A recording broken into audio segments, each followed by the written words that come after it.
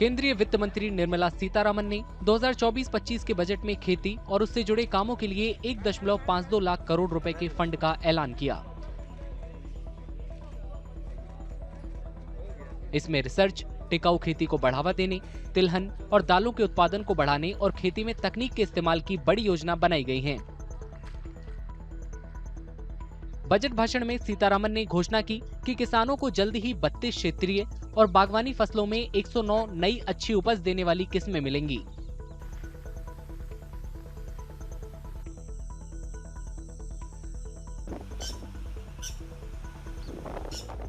New 109 high-yielding and climate-resilient varieties of 32 field and horticultural crops will be released for cultivation by farmers. Natural farming. In the next 2 years, 1 crore farmers across the country will be initiated into natural farming, supported by certification and branding. Implementation will be through scientific institutions and willing gram panchayats. 10,000 need-based bio-input resource centers will be established. केंद्रीय कृषि मंत्री शिवराज सिंह चौहान ने budget की तारीफ की और कहा कि इसमें समाज के हर वर्ग, खासकर किसानों की जरूरतों का पूरा ख्याल रखा गया है। प्रधानमंत्री जी को हृदय से धन्यवाद देता हूं, वित्त मंत्री जी को बधाई देता हूं। ये बजट 2047 तक विकसित भारत के निर्माण का बजट है। एक वैभवशाली, गौरवशाली, संपन्न और समृद्ध और शक्तिशाली भारत के निर्माण का बजट है, जिसमें समाज के हर वर्ग का ध्यान रखा गया है और विशेषकर किसान, कृषि और ग्रामीण विकास के लिए ये बजट वरदान है। वित्त मंत्री निर्मला सीतारमण ने 3 सालों में किसानों और उनकी भूमि को कवर करते हुए खेती में डिजिटल पब्लिक इंफ्रास्ट्रक्चर यानी डीपीआई को लागू करने की स्कीम के बारे में भी बताया। Our government, in partnership with the states, will facilitate the implementation of the digital public infrastructure in agriculture for coverage of farmers and their lands in 3 years. During this year, digital crop survey for Kharif using the DPI will be taken up in 400 districts. कृषि क्षेत्र को तकनीक से जोड़ने के फैसले का केंद्रीय कृषि मंत्री ने स्वागत किया।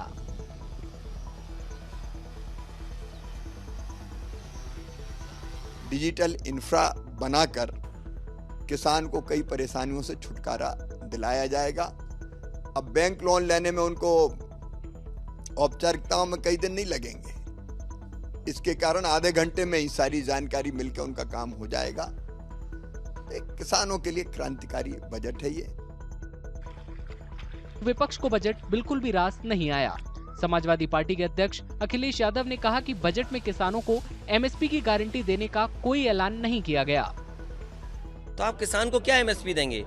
क्या हॉर्टिकल्चर क्रॉप्स के लिए आपके पास कोई एमएसपी देने का इंतजाम है? किसान तो एमएसपी मांगना चाहता है, आप एमएसपी देना नहीं चाहते हैं। हॉर्टिकल्चर जो क्रॉप्स हैं, क्या उसके लिए एमएसपी की आपके पास तैयारी है? अगर हॉर्टिकल्चर क्रॉप्स के लिए आपको एमएसपी की तैयारी नहीं है और आप फसल की तैयारी नहीं कर रहे हैं, आप एग्रीकल्चर इंफ्रास्ट्रक्चर के लिए आपने पिछली बार भी कहा था कि 1 लाख करोड़ रुपए हम दे रहे हैं। अगर मंडियां नहीं बनाएंगे, ये सरकार बताए कि यूपी में अगर एक भी मंडी बनाई हो तो जो मंडी नहीं होगी, किस स्थान पर किसान ले जाए अपनी फसल की कीमत पाएगा? देश भर के कई किसान नेताओं ने भी बजट को अन्नदाताओं के लिए बड़ा झटका करार दिया।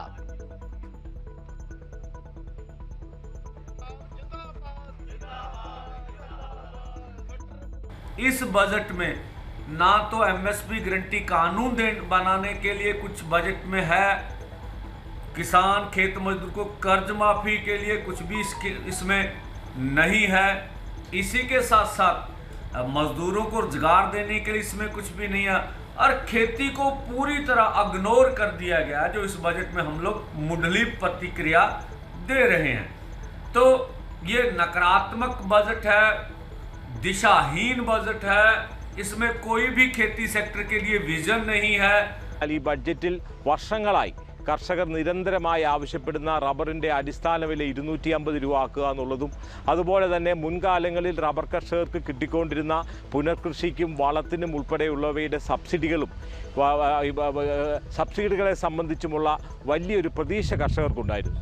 എന്നാൽ കടുത്ത നിരാശയിലേക്ക് കർഷകർ പോയിരിക്കുന്നു. നമ്മൾ ഈ ഒക്ടോബർ മാസമാകുമ്പോഴത്തേക്കാണ് ഇവിടെ ഉൽപ്പാദനം വർദ്ധിക്കുന്നത്. ആ സമയത്ത് റബ്ബറിൻ്റെ വില ഇടിയാനുള്ള ഒരു സാഹചര്യമാണ് ഇതിപ്പോൾ കർഷകർ കാണുന്നത്.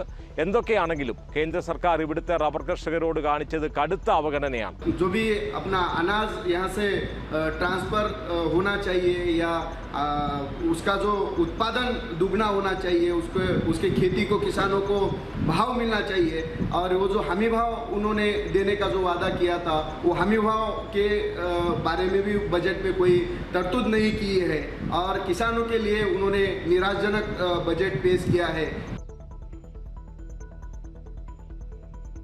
केंद्रीय वित्त मंत्री निर्मला सीतारामन के मुताबिक बजट में किसानों का पूरा ख्याल रखा गया है। कृषि और उससे जुड़े क्षेत्रों के लिए कुल फंडिंग पिछले बजट से 1.31 लाख करोड़ रुपए से भी ज्यादा है।